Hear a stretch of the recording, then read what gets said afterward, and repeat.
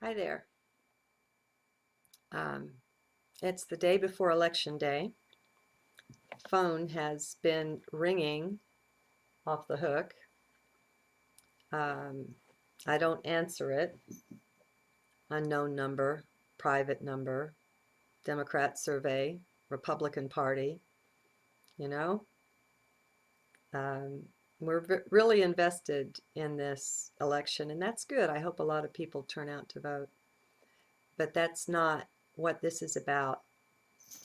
I'm feeling in my heart some very heavy hearts out there, some people feeling like they're all alone, like they feel like maybe they're from another planet or something. They're not finding anyone in their current personal environment that they can relate to or that can relate to and understand them.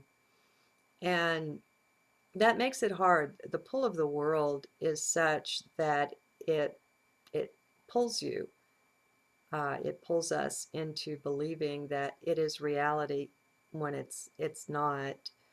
But the force and the weight of the people who continue to believe in it is massive still. It really is. And so as light beings, in some ways we're pulling against that. I mean, we're really not.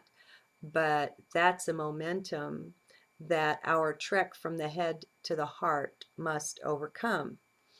And so I'm just here to provide some support right now, some moral support, some light support, and to be of assistance. In my own private life, I'm so blessed to be able to be to myself most of the time. And so I can just bask and bathe in the light and in my chosen way of being and level of consciousness.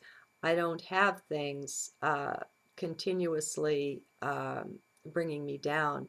I'm not rubbing elbows and conversing and so on with people in other levels of consciousness. And so I am blessed, and I know that. Um, and I don't, I want you to envision this. Just pretend that you were in my shoes and you had complete and total freedom to be who you really are with nobody to challenge that. Um, no challenge beyond your own mind, and that's a significant challenge. But, um, next to what greets you in the world, it's not so very hard. You have your own momentum of light. And so, in my shoes, all other things being equal, anybody could do this that I'm doing and be where I am. Um, the thing is, right now, it's hard to recognize it, but everything's perfect. It really is. However, it's working out. It's meant to be that way. And the part or the role that you're not playing, somebody else is. So I'm playing this role, but not just for me. I'm playing this role for us. And you're playing your role for us just as well. And everybody's energies and experiences, your experience feeds into the one consciousness. And so we can all draw from that, and we can be strengthened as more and more of us are awakening, and as we're approaching, 2012 is an interesting date. People are being inundated by the media with all this hogwash, this fear garbage, and I wish everybody would just turn off and throw away their TVs. You'd be in much better shape. But meanwhile, it is what it is. And so I think one of the most critical things about the time that we're in, regardless of what the calendar says it is that we're crossing the galactic plane. And so we're entering a stream and an intensity of energy that we haven't encountered in, I forget the exact number, 26,000 years, 24,000, something like that. And so it's a historically repeating cycle. But the interesting thing about cycles too is that they're spirals. And so each time you go through the cycle, you're you're up above it. You're one rung up. And so, yes, okay, this energy has happened before the Earth, the solar system has encountered it. Sure we have. But, the intervening 20 some odd thousand years have borne fruit. And we are in a different space now, internally, if not externally. We've certainly been more advanced in our society, our technology, even our morals and ethics. I mean, society, there's a lot of ways we could point out the faults and point the finger, but I believe that's the wrong way of looking at this. How about we look at it another way, and that is that we're entering an intensity of light now. We're being uplifted. Something that's happening now has never happened before. We have a whole evolution of people, all of them who want to go, that are being transmuted bodily, uplifted into higher consciousness and taking our bodies along with us. This is a brand new thing. Our DNA is very special in the universe, in the galaxy, but even in the universe, it's very special indeed. And so what's going on is marvelous. It's magnificent beyond anything. So many people wish that they could be in our shoes, and they're not. We're the ones that are here. Well, we're very special folks, I mean, but the thing is, we're one. We're one consciousness. And we've been out in dualityville, in polarity land, for a very long time now. And it's been interesting. But as we move into heart, we subsume all that stuff up and we realize it's one. And we don't have to be split out into either or, this or that, yay or nay, yes or no, Republican, Democrat, rich, poor, whatever. That all of that is artificial. And there's reasons. There's wonderful reasons that we'll understand more of as our consciousness rises about why things are the way we are, and why it's been how it's been. But we don't really have a lot to concern ourselves with outside of the now. Okay? And in the now, it's really good to realize that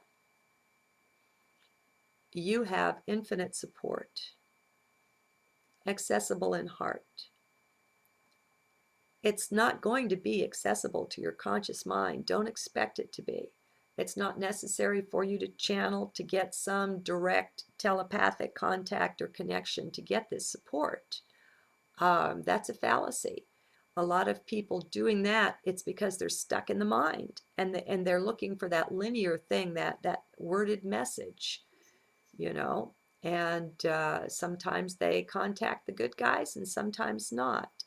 That's not necessary. You've got the support all the time. We're all linked up. Anyone who goes into heart is one with me and with Muji and with everyone.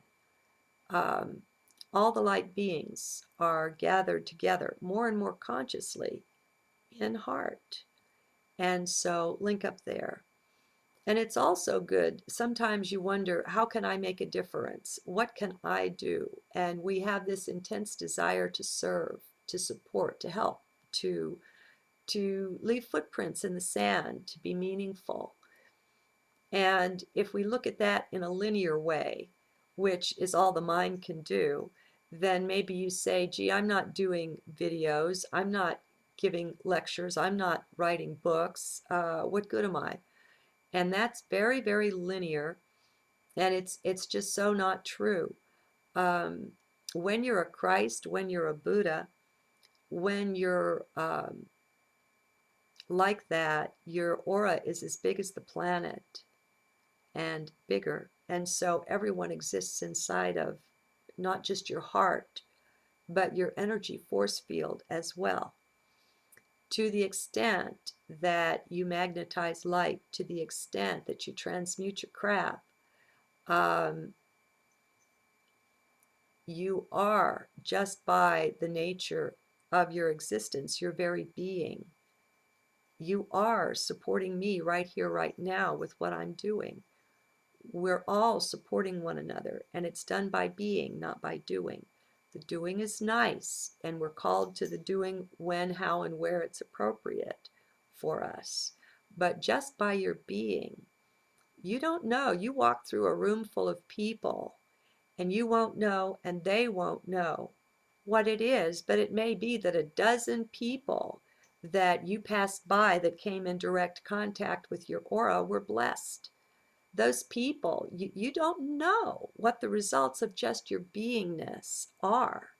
And so this is a just a not so subtle way of minimizing the self, of thinking that if we're not doing a doing, and there's a little bit of kismet you're seeing, if we're not doing a doing, then we're not serving. Not so, not so, not so. Read my heart. Read your heart. Okay? It's by your beingness that you serve. And so every thought you send out, every kind gesture, um, it's like when I'm petting my dog, I'm loving on all animal life, and I'm doing that consciously. I'm reaching out, and the heart is big enough.